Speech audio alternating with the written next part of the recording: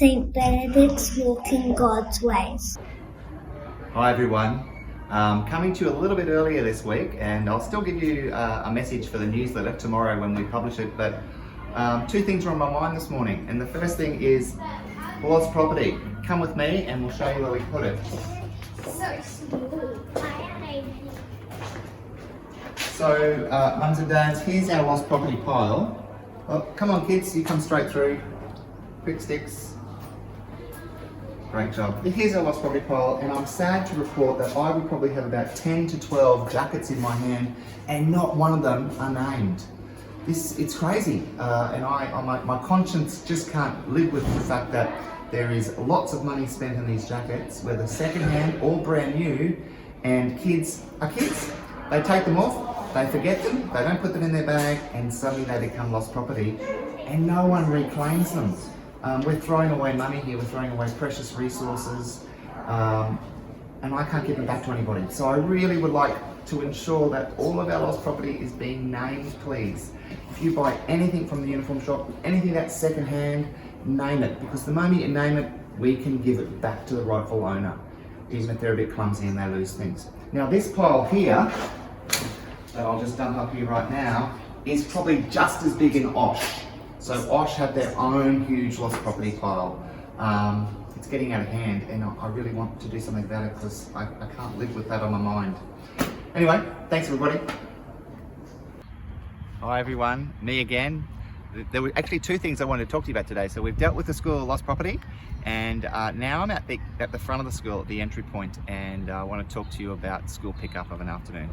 Look, school pickup's our busiest time of day, we know it. There's lots of cars that come in and pick up kids, whether they're picking them up by the car or whether they're parking and walking in. We do really well actually to remove most kids off site by 3:30 and within a half hour of finishing school. Look, the infrastructure outside of school, yes, it could be better, and we'll continue to talk to Main Roads and the council, etc., the right people to talk about a better access point for our school, maybe a double lane. That's starting to come up in conversation. But for now, it is what it is. We can't do anything about what we've got, but we have to make sure what's happening is safe.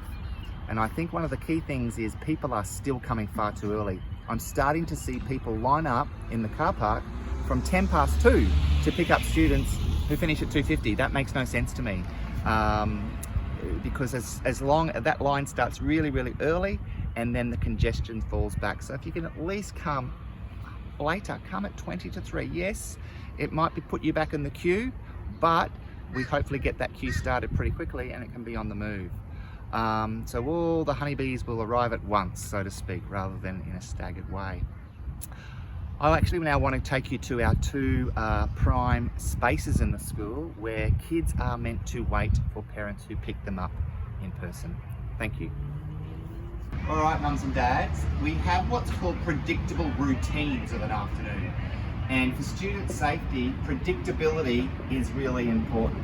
So we have two places. If parents are picking their children up from school, whether in person or by car, there's a predictable routine about where we want those kids to be of an afternoon, and therefore where we would like you to be.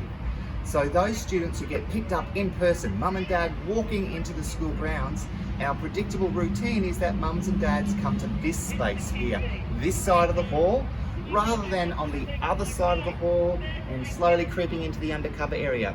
That might be okay, but all it takes is one day when you're a little bit late, you might be caught in traffic, something might have happened, you might not have been able to get a message to the school, and your little one, or your older one, come down to meet you where they think you'll be and you're not there. And then they start to make their own decisions about what they'll do next. And we don't have any predictability around that. So there's always a teacher on duty in the hall with all the kids who come to the hall. And therefore, if you're on this side of the hall, the kids will be looked after. And if you're late, the kids will be in the hall and they'll be looked after and kept safe. Again, it's a principal's nightmare. And it's a nightmare I don't want to have happen if someone was to go missing at some time because their parent or grandparent was late and they were waiting for them in the wrong place. All right, so this is our second predictable routine, our second space of an afternoon, where kids who are being picked up by car through our drive-through service wait. So this is actually a pretty good space, and generally we have very little problems here. We've got a great system going in our undercover area where the kids come and sit down, and they're looked after and supervised by a staff member, and the secondary students are asked to sit on these silver seats here. So again, it's about the time you arrive. If you're arriving at 2:10 to get the first rank in our car park, that's all well and good. You're waiting a long time to pick your kids up, but the line starts very, very quick, and that congestion gets out to the front of the school quicker than what it needs to. So if that congestion starts about 25 to 3, 20 to 3 for us, therefore we're able to move cars off at 10 to 3 quicker than that congestion can build. So that's the idea behind it. And it's only half an hour. Certainly if you want to get your kids quickly, our suggestion is park and walk into the school and collect them right at 10 to 3 when they come to the hall.